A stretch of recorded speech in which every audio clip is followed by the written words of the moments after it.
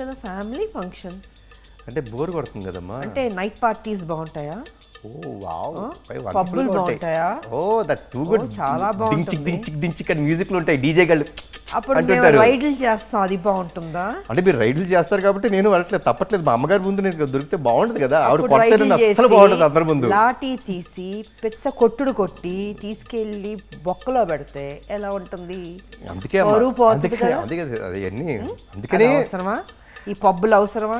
అంటే ఫ్యామిలీ ఫంక్షన్కి వస్తే ఆయన ఏదో సర్లేండి, ఇంకేం మీ చెప్తాం. ఫ్రెండ్స్ మీరు కూర్చొని సరదాగా మాట్లాడుకోవాలన్నా, ఫంక్షన్ చేసుకోవాలన్నా పైన టెర్రస్ ఉంది కదా, అక్కడ కూర్చోండి, నేను డిస్టర్బ్ చేయను.